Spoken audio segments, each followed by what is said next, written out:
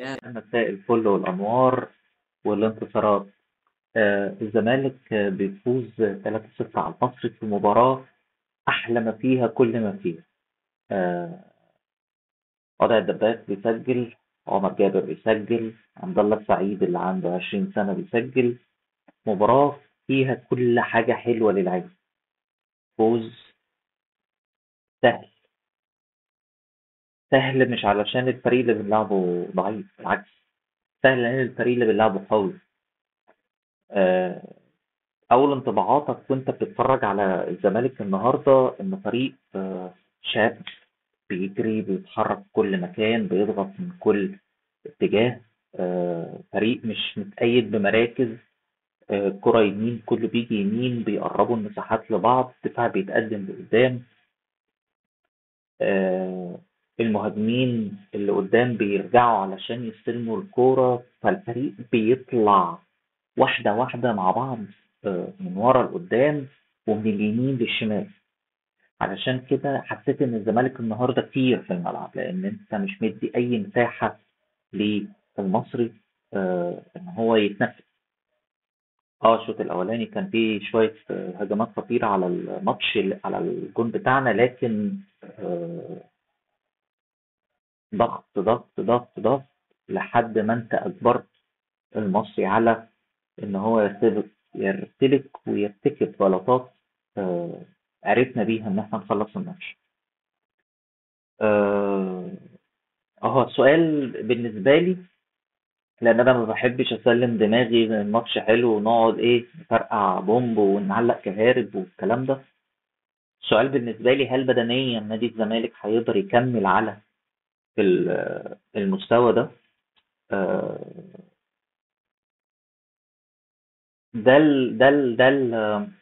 دي التركاية. آه، التزام عضية دباغ، سوري، ادم كايب ناحية الشمال.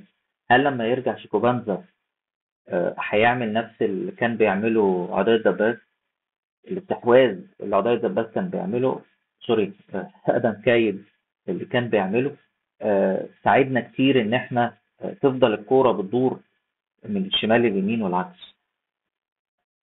انا بس عايز ابتدي حاجة كده في الاول، يعني انا نفسي اعرف عضية دباغ فايدته ايه في الملعب. بص، يعني انا من ساعة ما الفيديو ابتدى وانا عايز اتكلم عنه.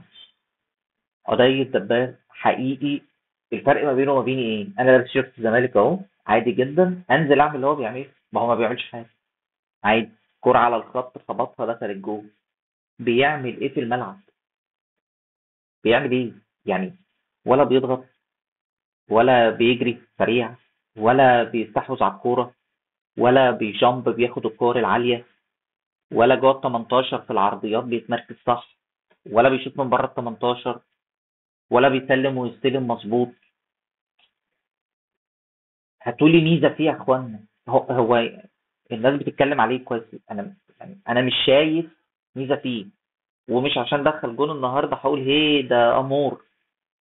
لا يا جماعه، عمرو ناصر لما نزل باين ان فيه راس حربه موجود معانا. اي نعم، لو كان ناصر منسي نزل كنت اعتقد هحس بيه اكتر، لكن عمرو ناصر واضح جدا ان هو الواد عايز بياكل في النجيله، عايز يلعب وعايز يثبت وبيجامب وبياخد الكوره.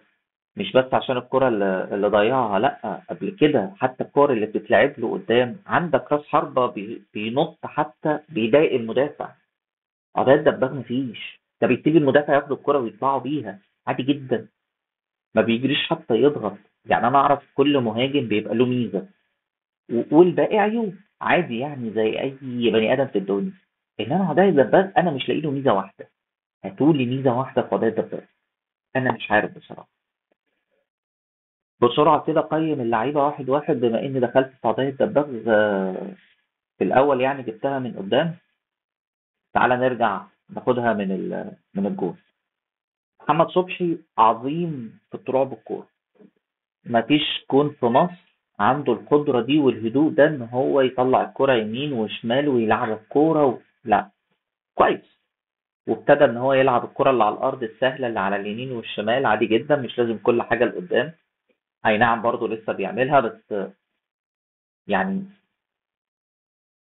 حارس مرمى بجودة لاعب كرة قدم، وهي دي مشكلة ان هو مش حارس مرمى. يعني انت شفت الكرة اللي في الاول اللي جت لصلاح محسن وراح نط والكرة نزلها من تحتيه. يا جماعة مفيش حارس مرمى بيعمل ده، مفيش حارس مرمى بيعمل ده. وكور كتير تحس ان الجون فاضي، اي كرة هتتشاف في الزمالك من قريب هي جون، هي جون. هو ما بيقراش اللعب، ما بيطلعش يقفل زوايا في المساحات الصغيرة، بياخد قرارات غلط ومتأخرة. فهو عنده مشكلة، وانا مصر ان اتكلم على مشاكل كل لعيب علشان انا ما بطلعش اطبل، انا بتكلم في اللي انا شايفه. بنتايج مش هو بنتايج السنة اللي فاتت، قولا واحدا بدنيا هو واقع. بالنسبة لبنتايج، بالنسبة لكواليتي بنتايج اللي جه بيه من فرنسا السنة اللي فاتت، لا ضايع ضايع ضايع، وده عيب البدني عندنا احنا. يعني الواد لما يبقى كويس ومستواه يبقى كده، هو ما كبرش 20 سنة فجأة. لا احنا اكيد الاعداد البدني عندنا وحش، عشان كده الواد اتأثر جامد. ولا بدني اكل، ولا بدني تمرينات، ولا بدني لياقة بدني، مفيش اي حاجة، مفيش اي حاجة. ومع ذلك وحش ما شاء الله عليه. هو بيقفل ناحية الشمال، دفاعيا بيقفل ناحية الشمال. انا عايزه يطلع بقى التكميلات الهجومية اللي كان بيعملها زمان، وعايز حتة الشوط اللي عملها السنة اللي فاتت تتطور تاني عنده. هو تقريبا نسيه من ساعة الشوطة بتاعت السنة اللي فاتت، هو بيحاول يعملها تاني ومش عارف. فبنتاج بدنيا محتاج ان هو يفوق شوية علشان نستفيد بيه اكتر. انا عايز اشوف بنتاج ده احسن باك شمال في العالم، مش مجرد واحد بيقطع الكورة وما بيخليش حد يعدي، لكن انا عايزه كمان يطلع قدام. حسام عبد المجيد ثبت في المستوى، لكن هو زيه زي ما هو حسام عبد المجيد اللي احنا عارفينه. ترناته ضعيفة، ردة فعله لما الكرة بيبقى هو قدام عشان يرجع بطيئة قوي، سرعته مش أحسن حاجة. أنا مش بنتقد لأجل الانتقاد، أنا عايزه يركز على الكلام ده، هو لسه صغير، لسه قدامه كتير. بس طلعوا بالكورة إلى حد ما كويس. شفنا كواليتي محمد إسماعيل وحجم محمد إسماعيل بعد شوية. طبعا في الكور العالية هايل، بس أنا عايز أستخدم ده بقى إن هو يدخل لنا جوان زي ما كان بيعمل مع فيريرا من سنتين، أول ما طلع، أو من 3 سنين. محمد إسماعيل رغم إن هو مش قوي بدنيا قوي زي الونش، بس طبعا هادي وعاقل وراسي وبيطلع بالكرة حلو، بيسلم وبيستلم وبيرقص ده أول ماتش ليه، فما بالك لو كمل إيه اللي ممكن يحصل.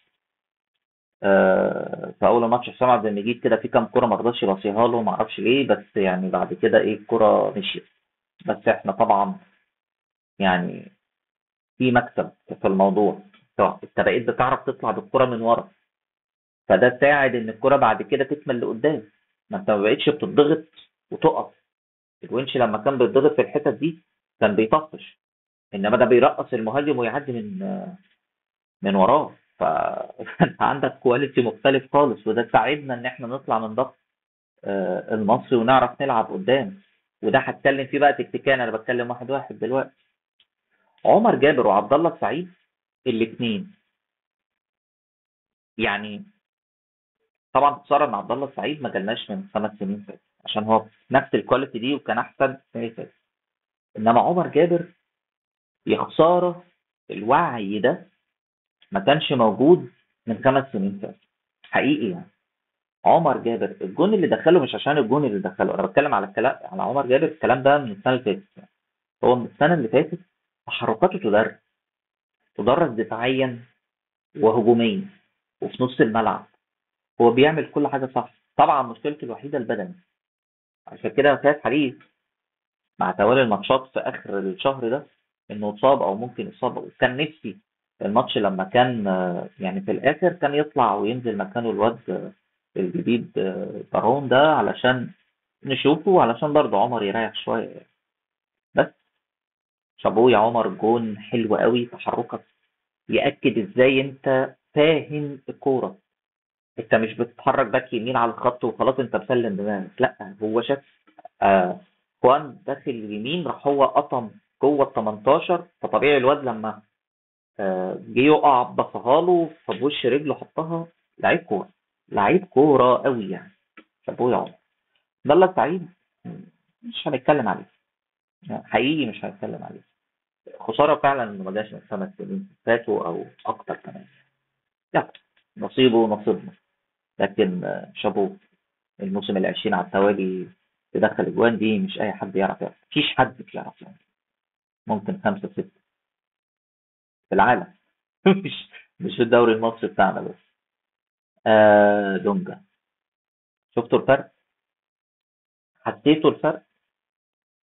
اهو ده نفس الفرق اللي هيحصل لما ينزل عندنا راس حربة غير عداية دبابة، نحس ان عندنا راس حربة، تحسوا بالفرق يعني.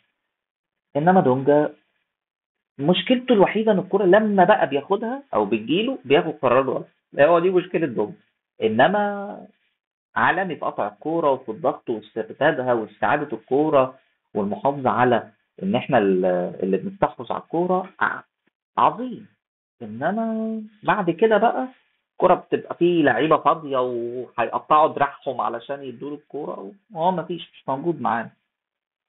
ناصر ماهر اخيرا بيسلم ويستلم براه، بس خلاص، بس احنا مش عايزين اكتر من كده. الماتش اللي فات قلت لك اتقي الله، واديك اتقيت الله. احنا مش عايزينك غير ان انت تسلم وتستلم يعني. بس نفس الكرة بتاعت الماتش اللي فات انت عملتها مرات، بس مرات الواد جه رحت حطيتها له بس هجمة مرتدة كلت بس خلاص، ما قعدتش تعمل حوالين يا فيفا زي المرة اللي فاتت. فشكرا ليك. وده دباس اتكلمت عليه. ادم كايد، ادم كايد ولا هو طائر ولا هو بطريق، هو بيعرف يحافظ على الكرة تحت رجله، طبعا مش سريع علشان يكون وينج، ومش مهاري قوي زي ناصر ماهر. فالنتيجة ولا منه طائر ولا منه بيطير، يعني هو بطريق. ما مش قادر احدد. عمل الاسيست او البري اسيست بتاع ناصر ماهر، مش عارف بقى اذا كان قصدها لناصر ولا بيديها لعداد دباغ ومشيت يعني. ما علينا، هو الواد لمسته حلوه وكورته كويسه، بس تحسه ناقصه حاجات. لو كملت هيبقى كويس يعني. محتاج سرعات، محتاج قوه بدنيه، يعني اللعيب اللي هيبقى زي ده محتاج ان انت تبقى قوي بدنيا يعني علشان على الاقل تحافظ على الكوره، لان انت بتستلم الكوره في اماكن انت ما بتبقاش عايز تتحرك بيها. يعني ناصر ماهر بياخد الكوره ويجري بيزقها لقدام، انت ما بتعملش، انت موقف الكوره تحتيك كانك بتلعب خماسي. حتى في الخماسي ما عملتش كده يعني. فمحتاج على الاقل تقوي البدني بتاعك علشان تكمل ماتش، وعلشان بدنيا عضلات ان انت تقف على الكوره تحط المدافعين تحت ضغط، تحت ورا كتفك يعني. نحلل اخوان بيتيرو ولا بيتيرا. احنا عندنا لعيب هيعقد الكرة المصرية كلها. هو مش عارف اقول عليه ايه. هو بس لو يبقى عنده رجل شيكابالا دايما كده، القطمة حتى اللي عملها في الماتش وشاطها دي شيكابالا. ده لو عنده رجل شيكابالا في الشوط، احنا كان هيبقى عندنا مثلا رونالدو على ميسي الاثنين مع بعض. يعني هو لو بيشوط من بره ال 18 زي ما شيكابالا بيشوط، احنا كان هيبقى عندنا لعيب من كوكب اخر. يعني ده كان يتباع بقى ب 40 و 50 مليون دولار، يعني لو ده رجله كده. انما احنا برضو بنلعبه غلط. الواد بيجري في حتت المفروض ما يجريش فيه، او بمعنى صح بيستلم الكوره في مناطق بعيده عن الجون. احنا محتاجينه ان احنا نسلم ونستلم، بس بيبذل مجهود. الواد طالع في الدقيقه 80 مش قادر ياخد نفسه، فمحتاج فيريرا ان هو يستخدمه احسن من كده ويشتغل عليه احسن من كده. تكتيكيا الماتش بالكامل فيريرا قدم ماتش حلو قوي، اللي ساعدنا ان احنا نظهر بالشكل الحلو ده، ان في رايح جاي في الماتش، ففي مساحات، فاللعيبه بتاعتنا في نفس، فعشان المهاره والملعب مفتوح ففي واحد على واحد كتير، فاحنا طبعا بنعدي على واحد مع واحد. ناصر ماهر مع عبد الله السعيد بنتايج قلبنا يعني. اللعيبه كلها عندها انها تعدي، وطبعا ثلاثه في الباص يمين وشمال مع محمد اسماعيل اللي بيعرف يطلع بالكرة كويس. ف... فالماتش فرق كتير. آه، انا بس عندي بس اعتراض. ناصر ماهر عدلته على ناحية الشمال، ليه دايما في الماتش ده والماتشات اللي فاتت هو دايما ناصر يمين وعداد دباغ شمال؟ ليه مش العكس؟ يعني انت شفتوا حتى الجون لما اتعمل، ناصر كان شمال ما كانش يمين، فعدلة ناصر ماهر على شمال، يعني خليه على شمال الجول. اه انت محتاج لعيب يلاعب بقى خوان قلبنا وكده، بس ده والكرة معانا اوكي، بس واحنا بنضغط اعكسها، خلي ناصر شمال وعضايا يمين، او يا ريت ما نشوفش عضايا تاني يعني. لان في كذا كورة حتى سرعته مش عارف يجري بالكورة يا جماعة، حتى ضربة الجزاء اللي هي يعني بيقولوا اوفسايد وهي مش باينة بقى في الاعداد اذا كانت اوفسايد ولا لا. هو مش عارف يجري يا جماعة، فاشل. لعيب فاشل، انا مش شايف منه رجا يعني. ف محتاجين نشوف مهاجم تاني. آه، احنا ما عندناش سرعات قدام، يعني ما كانش فيه سرعات قدام، فيا ريت نبطل الكور الطويله عماله على بطال اللي كان بيعملها حسام عبد المجيد بالذات، واللي ساعات محمد اسماعيل كان بيعملها لعداد دباس. اللعيبه دي يا جماعه ما يتلعبلهاش الكلام ده، العب على الارض. قوه نادي الزمالك في اللعب على الارض، بس قولا واحدا. ماتش الجاي قصاد الاسماعيلي هيبقى ماتش تقيل، الاسماعيلي بيقدم كرة وحشة، واحنا ما شاء الله بنحب ندي للفرق الضعيفة نقط. احنا دلوقتي متربعين على الدوري. بيراميدز ما لعبش الماتش بتاعه، الاهلي هيلعب بكرة، يعني اتمنى ان الماتش يخلص تعادل حاجة، بس كده كده الاهلي بعيد يعني. فاحنا يا ريت ماتش الاسماعيلي نركز فيه اكتر علشان نحافظ على فرق النقط، ونستغل الكلام ده لحد ما يجي ماتش الاهلي، ونشوف بقى الماتشات هتبقى عاملة الفريق هيبقى عامل ازاي ساعتها. ربنا معانا ان شاء الله الجاي احسن. سلام.